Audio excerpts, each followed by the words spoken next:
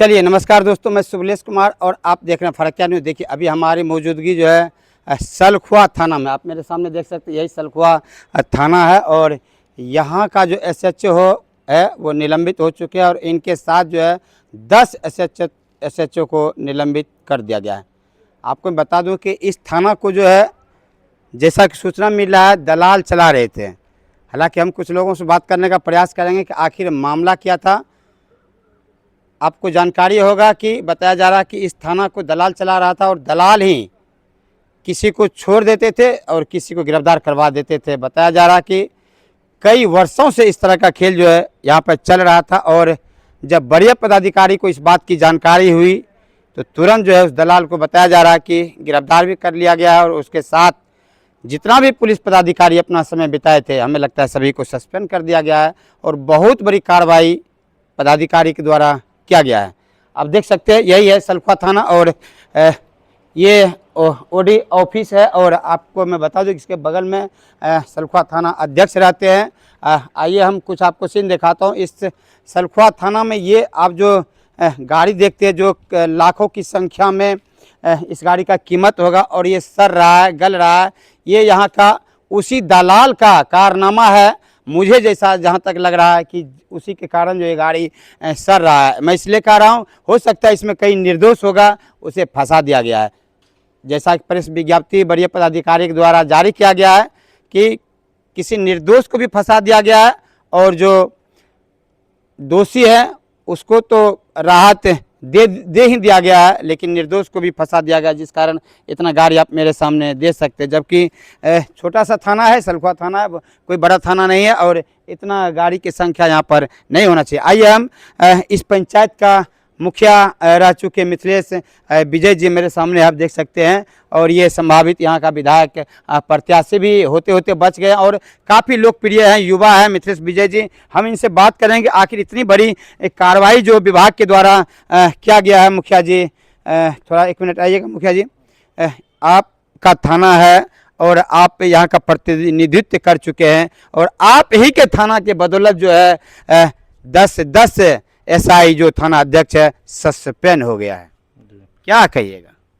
देखिए, इसमें तो क्या बोला जाए। सबसे बड़ी बात है कि देखिए, बहुत चीज़ नियम के अधीनस्थ हो करके आप काम कीजिएगा तो बहुत सा काम को आप सरल नहीं कर पाइएगा। इस जो 10 थाना अध्यक्ष को जो सस्पेंड किया गया है हमारे डीआईजी महोदय के द्वारा, थोड़ा सा हम समझते हैं कि इसमें थोड़ा सा जल्दबाजी किया है और बहुत से थाना अध्यक्ष इसमें ऐसे हैं कि जो अच्छे भी थे। खास करके जो वर्तमान में थाना अध्यक्ष जो मुकेश जी थे हमारे, बहुत ही कम कुछ दिनों पहले ही आए थे सलखुआ थाना में, 1 महीना पूर्व, और अच्छे स्वभाव के थे। हम लोग से भी बात हुई थी। तो हम समझते हैं कि कुछ और भी इसमें जो हमारे थाना अध्यक्ष है जो इसको सस्पेंड किया गया है, तो अच्छे पदाधिकारी रह चुके हैं, उनके बारे में भी हमें जानकारी थी। लेकिन कुछ जो टेक्निकल प्रॉब्लम होती है जिसके वजह से डीआईजी साहब के संज्ञान में गया और डीआईजी साहब उन पर जो है कानूनी कार्रवाई की है, ये बात सत्य है। लेकिन हम समझते हैं कि अभी के समय में अगर कानूनी कार्रवाई करते हैं थाना अध्यक्ष पर और इस तरह का, जिस तरह से आप देखे हैं कि लैपटॉप में दूसरे का जो है केस नंबर पाया गया है, तो हम समझते हैं कि उससे पहले जो हम डीजीपी महोदय से कहना चाहेंगे कि आपके बिहार में वैसे थाना अध्यक्ष अभी योग्य नहीं है। जो पूर्व के थाना अध्यक्ष रहे हैं, जो जिनका प्रमोटेड हुआ है, जो प्रमोशन से एसआई बने हैं, डबल स्टार जिनको लगा है, तो हम समझते हैं कि थोड़ा सा योग्यता के कमी के कारण जो उन केस आयोग उनको बनाया जाता है तो सही से केस को डील नहीं कर पाता है और उनको मदद की ज़रूरत पड़ जाती है। जैसे पहले ऑफलाइन जो है केस का डीलिंग होता था, तो ऑफलाइन में क्या होता था कि अपने हाथों से लिखता था, लेकिन अब पूरे बिहार में आधुनिकीकरण कर दिया गया है थाना को और सभी ऑनलाइन जो है इस तरह से केस का जो है सब डिस्ट्रीब्यूट करते हैं।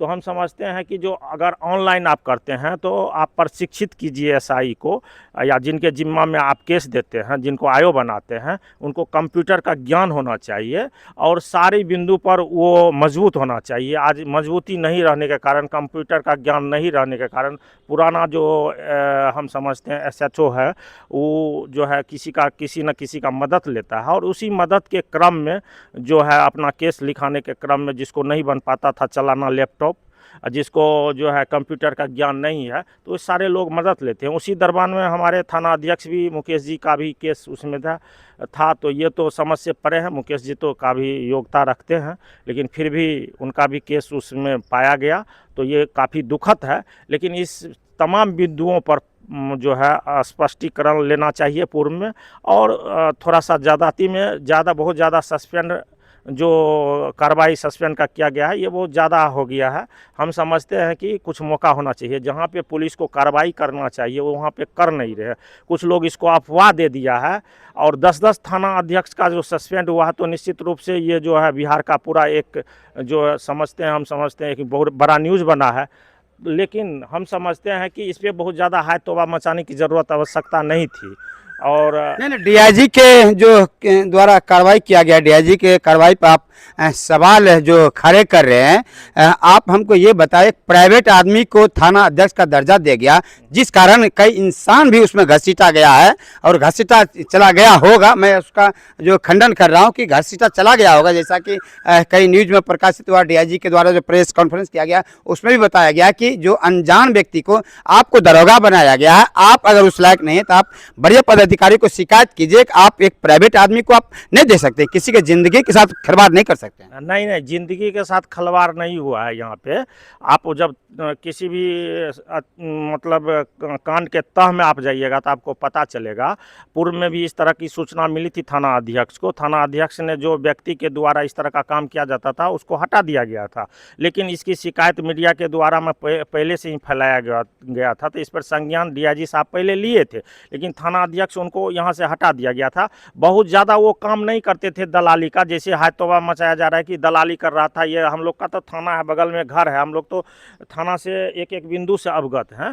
तो इस तरह का ये बात नहीं था कि बहुत ज़्यादा वो ज़्यादती करता था। वो जिस व्यक्ति को जब मतलब कोई एचएसओ हैं या जो जिनको केस आयोग बनाया गया है, जिनको नहीं जानता, जो पुराना जैसे सूबेलाल बाबू, उन सबको लैपटॉप नहीं चलाना जानते थे, या सूबेलाल बाबू उस तरह का, आज के समय में तो ऑनलाइन सारा चीज़ है, तो वो सब अपना मदद के लिए उसको रखते थे। लेकिन फिर भी वो जो लिखते थे, लिखाते थे, तो सारा चीज़ को पढ़ता था, समझता था, उसके बाद आईओ उस पर दस्तखत करते थे, फिर आगे वो केस बढ़ता था। ऐसी बात नहीं है। और दलाली की जहाँ तक बात है, तो किसी भी व्यक्ति से आप पूछ लीजिए कि वो जो लड़का यहाँ पे रहता था वो दलाली के रूप में पैसा उगाही करता था, ये भी बात नहीं। हाँ, ये बात गलत है कि कोई जो है प्राइवेट लोगों के द्वारा इस तरह का काम किया जाता था, ये बिल्कुल गलत है। लेकिन जितना गलत होना चाहिए, पुलिस को जहाँ संज्ञान लेना चाहिए वहाँ पे संज्ञान तो ले नहीं रही है। जैसे भरत तिवारी हत्याकांड है, वहाँ पे संज्ञान तो ले नहीं रही है। भरत तिवारी को हत्या कर दिया गया है। पुलिस को, सरकार को वहाँ पे नज़र होना चाहिए कि एक निर्दोष व्यक्ति को हत्या कर दिया, और अगर वो दोषी है तो उसके कानून के शरण में उसको देना चाहिए। वहाँ पे एसपी साहब को सस्पेंड करना चाहिए, उस पर हत्या का मुकदमा करना चाहिए, क्योंकि एसपी साहब के कहने पर वहाँ पे डीएसपी साहब उनको इनकाउंटर करवाया। वहाँ के थाना अध्यक्ष को सस्पेंड करना चाहिए। यहाँ तो हम समझते हैं कि जो डीजीपी साहब है उस भरत तिवारी हत्याकांड में वो भी संदेह के घेरा में आते हैं, वहाँ तो कार्रवाई करेंगे नहीं। और जहाँ पे थोड़ा बहुत यहाँ पे होता है, थाना को सुदृढ़ करने की बात है। अगर आप समझते हैं कि एचएसओ वो काबिल नहीं है, उनको लैपटॉप चलाना नहीं जानता है, तो आप दूसरा विकल्प खोजिए भाई ना, दूसरा विकल्प कीजिए, उसको प्रशिक्षित कीजिए। और डीजीपी महोदय इसके विकल्प में कुछ करे। पहले ऑफलाइन था, अब ऑनलाइन है, तो ऑनलाइन में तो सारा चीज़ का व्यवस्था होता है। तो सारा चीज़ का व्यवस्था आप किसी को जो है फर्स्ट डिजर्व देन डिजायर, पहले आप योग बनाइए, तब ना आप उससे इच्छा कीजिएगा। जी देखिए, आप डीजीपी के जो कार्रवाई है उस पर आप सवाल जो उठा रहे हैं, हम ये कहते हैं कि सभी थाना में अभी कंप्यूटर के लिए जो जिसको कंप्यूटर का ज्ञान है उसका भी बहाली किया जा चुका है। कंप्यूटर में जिन्होंने प्रशिक्षण लिया है उनका भी बहाली किया जा चुका है। मुंशी जी रखा गया है, तमाम पदाधिकारी सरकार के द्वारा रखा गया है प्रत्येक थाना में। फिर भी इस तरह का आदमी प्राइवेट नहीं रहना चाहिए। प्रशिक्षण, देखिए निश्चित रूप से सवाल तो उठेगा ही, कहीं पे आग लगेगी तो धुआं तो वहाँ होगा ही।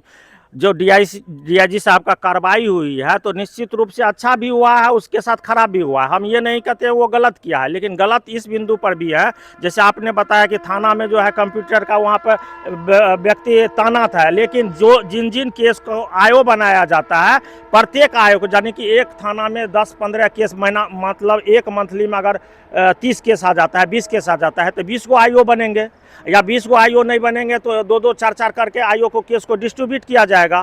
तो सभी आयुक्त तो प्रशिक्षित है नहीं, सभी आईओ को तो कंप्यूटर का ज्ञान है ही नहीं, तो वहाँ तो मिस है, सरकार के द्वारा भी तो वहाँ पर मिस फील्डिंग है। सबको कंप्यूटर कहाँ दिया हुआ है? एक थाना में कंप्यूटर है, आप आईओ के द्वारा उस कंप्यूटर से जो निकाला जाता है ऑनलाइन, ये आप नहीं कर सकते। व्यक्तिगत इंडिविजुअल रूप से सब आईओ को ये काम करना है, आप पता लगा लीजिए। लेकिन अगर इंडिविजुअल रूप से अगर आप करवाते हैं, आईओ से काम करवाते हैं, तो उसको कंप्यूटर का ज्ञान भी देना उचित हो जाएगा। आपका कहना सही है, लेकिन सरकार चपरासी से लेकर डीजीपी तक का बहाली कर चुका है, इसलिए प्राइवेट आदमी रखना उचित है किसी भी थाना में? हम कहाँ करें कि प्राइवेट आदमी रखना उचित है, उचित तो नहीं है, कतई उचित नहीं है।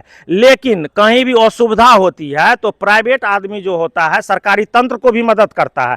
जैसे आए दिन कल आप देख रहे हैं उटेसरा में एक हत्या हो गई थी और पूरी जाम का समस्या लगा हुआ था, तो डीएसपी साहब थे हमारे आए हुए थे, एसपी साहब आए हुए थे, डीआईजी साहब भी आए हुए थे, तो आम पब्लिक का मदद लिया था। वहाँ पे सरकारी तंत्र को नहीं खोजा गया, वहाँ पे हम और आपको खोजा गया कि ये जाम की समस्या का कैसे निवारण होगा। और जो पुलिस से गलती हुई है इसको आप लोग भूलिए और आगे हम लोग कोशिश करेंगे कि गलती नहीं होगी। कार्रवाई वहाँ पे होनी चाहिए, कार्रवाई वहाँ पे होनी चाहिए कि पुलिस जो वहाँ पे शिथिलता बरतती है वहाँ पे कार्रवाई यहाँ पे नहीं होना चाहिए कि कंप्यूटर से एक थोड़ा सा गलती हुआ तो 10-10 एचएसओ को सस्पेंड कर दिया गया है। ये अपना जो है हम समझते हैं कि डीआई साहब का अपना एक अपना पैमाना है कि किस तरह से हम पुलिस को चलावे। लेकिन किसी व्यक्ति से आप अपेक्षा रखते हैं तो आप उनसे ये भी अपेक्षा रखते हैं कि वो व्यक्ति योग्य है या नहीं है। अगर योग्य नहीं है तो किसकी गलती है? सरकार की गलती है। आप उसको प्रशिक्षित कीजिए, कंप्यूटर का ज्ञान दीजिए और कैसे चलेगा केस उस पर भी ध्यान दीजिए। अच्छा, एक सलखुआ थाना के गलती से 10 थाना अध्यक्ष सस्पेंड हो गया, किसका गलती मानते हैं आप? नहीं, देखिए वो पूर्व में जो लड़का था ना, बहुत पहले से भी बहुत केस डायरी वो अपने कंप्यूटर में रखा हुआ था, जो केस डायरी से कोई लेना देना वो एचएसओ को है नहीं। एचएसओ बहुत सारे एचएसओ इस थाना से और भी सहरसा जिला से, कहीं मधेपुरा का भी एचएसओ है, वो सब चले गए। बहुत 3 साल 4 साल लंबित कांड है और उस कांड को समाप्त भी हो गया है। कहीं वो केस नंबर कहीं अता पता भी नहीं है, उसके लैपटॉप में जमा था और सारा लैपटॉप में जमा जो भी केस नंबर था उसको संग्रहित किए हैं डीआईजी साहब। उसके आधार पर देखा और वो बहुत गहराई से जांच नहीं किया, सभी थाना अध्यक्ष को सस्पेंड कर दिए। हमारे जो थाना अध्यक्ष थे मुकेश सहनी जी, इस मामले में जो भी जो है लापरवाही किए होंगे, लेकिन 1 महीना पूर्व सलखुआ में उनका पदस्थापित हुआ और अच्छे चला रहे थे, उसमें कतई संदेह नहीं है।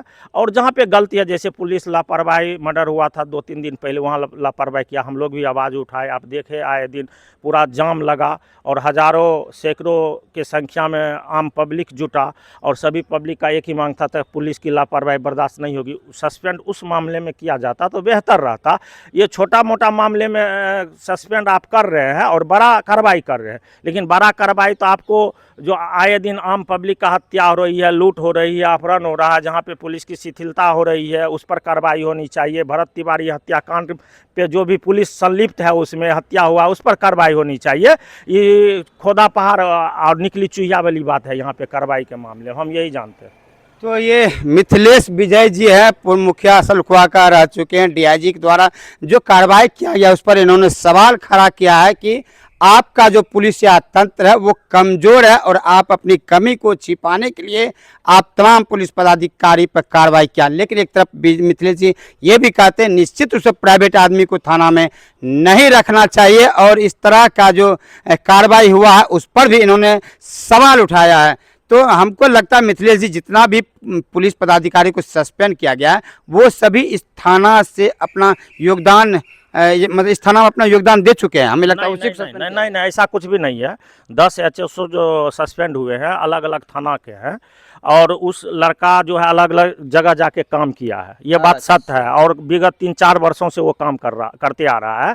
और यहाँ तो पहली बार यहाँ पे ऐसा हुआ है, इस तरह का बात उजागर हुआ। जैसे ही थाना अध्यक्ष को या पत्रकार के द्वारा पता चला तो थाना अध्यक्ष उसको हटा दिया, और लगभग हम समझते हैं 10-15 दिन पूर्व में ही ये काम हुई थी, उसको हटा दिया गया। लेकिन चूंकि मामला जांच में था तो उसको संज्ञान में लिया गया, वो अलग की बात है।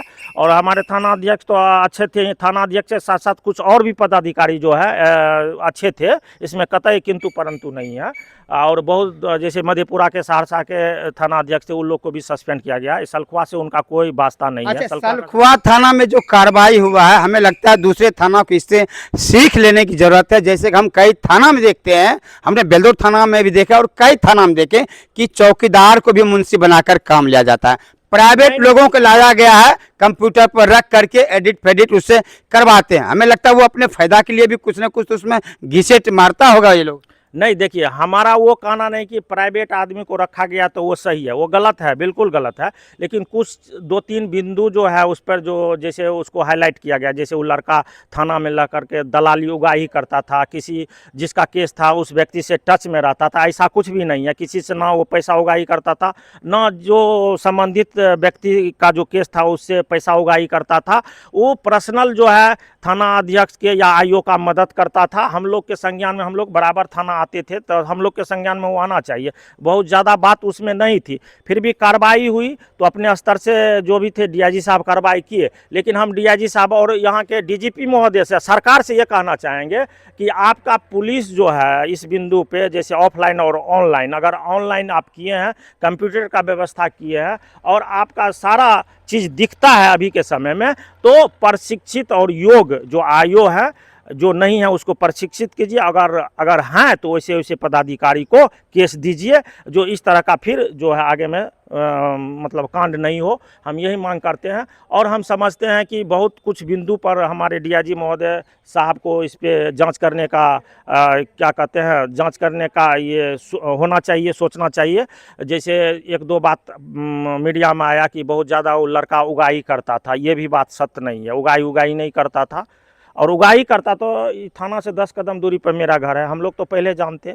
और ये थाना अध्यक्ष 1 महीना पहले आया है, ऐसा भी बात नहीं है कि थाना अध्यक्ष के द्वारा हमको कुछ दिया गया है तो हम इसका बड़प्पन करते इस हैं। बात को बल तब मिल जाता है मिथिलेश जी, जब किसी का नाम उसमें से कटवाना हो तो उसको डील करता था लड़का, किसी का नाम जुड़वाना हो तो उसको डील करता था लड़का, डायरी को कमजोर करना है तो उसको डील करता था वो लड़का। इसीलिए उनके ऊपर तमाम प्रश्न उठ रहा है। नहीं, ऐसा कुछ भी नहीं। वो लड़का तो 1-2 महीना पहले इस थाना में आया है, इससे पहले पूर्व दूसरे जगह पे काम कर रहा था।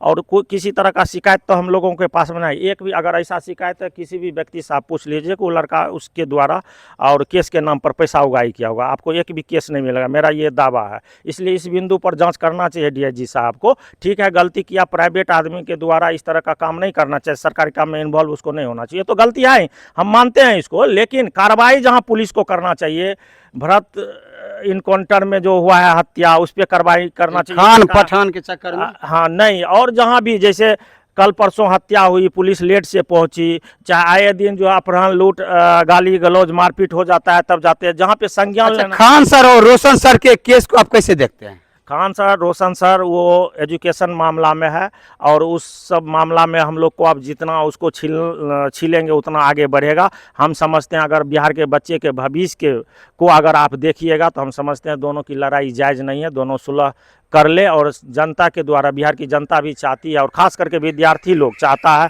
कि खान सर भी एजुकेशन लाइन में आए और रोशन सर भी एजुकेशन लाइन में आए और पूरे बिहार के बच्चा को शिक्षा प्रदान करें। मैडम, जैसा आप देखते होंगे कि खान सर खुद गोली चलवा दिए और रोशन सर पर आरोप लगा दिए, प्रशासन बिना जांच किए रोशन को अंदर जेल ठांस दिए, इसको कैसे देखते नहीं, वहाँ पे तो गलत हुआ है। वहाँ पे बिना आनन फानन में प्रशासन वहीं पर न सोचे, जो कार्रवाई वहाँ पे होना चाहिए, इन्वेस्टिगेशन फर्स्ट होना चाहिए कि सही में रोशन सर दोषी है या खान सर दोषी है। और बिना इन्वेस्टिगेशन किए हुए मतलब प्रशासन का दबाव कहिए या सरकार की दबाव कहिए, वो आनन फानन में रोशन सर को अंदर कर दिया, यह कहीं से भी उचित नहीं है।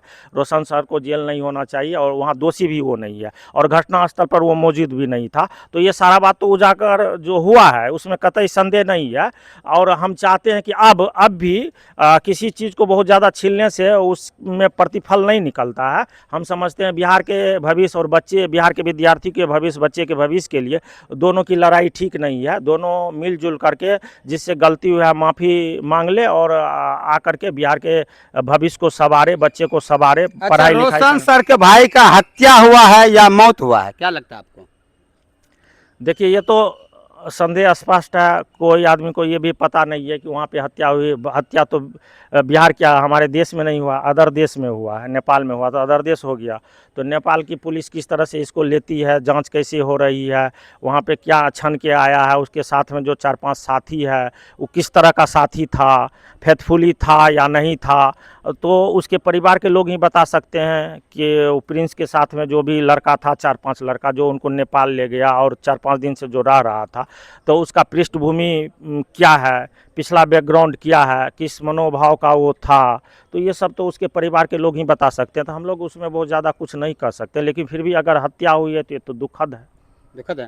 तो ये मिथिलेश विजय है, पूर्व मुखिया सलखुआ का। इन्होंने साफ साफ डीआईजी साहब के द्वारा जो कार्रवाई की गई उस पर हालांकि सवाल उठाया, लेकिन निष्पक्ष जांच के भी इन्होंने मांग की है कि निष्पक्ष जांच होना चाहिए। जिनके द्वारा पुलिस प्रशासन को मदद किया जा रहा था उनको माफिया बता करके गिरफ्तार किया गया है, कार्रवाई किया गया है। निश्चित रूप से इस पर जांच पड़ताल होना चाहिए। जिस लड़का के ऊपर इतना बड़ा गंभीर आरोप लग रहा है और उनके चक्कर में 10-10 पुलिसकर्मी सस्पेंड हो गए हैं, उनका जो है भौगोलिक स्थिति की जांच निश्चित रूप से होनी चाहिए। जो अलग अलग थाने में जा कर के अलग अलग एसएचओ को मदद करते थे, उनके काम में हाथ बटाते थे, लेकिन इधर दूसरी तरफ उनको गलत मंशा से पेश किया गया है। सीधा सीधा कहा जा रहा है कि वे जो है गलत को बचा रहे थे, सही को फंसा रहे थे। ऐसा मिथिलेश जी का कहना है कि इस पर निश्चित रूप से जांच होनी चाहिए। आपका क्या कुछ कहना है? जो भी फर्क न्यूज़ से जुड़े हुए आप अपनी प्रतिक्रिया देते हुए इस वीडियो को ज़्यादा से ज़्यादा शेयर करें। धन्यवाद।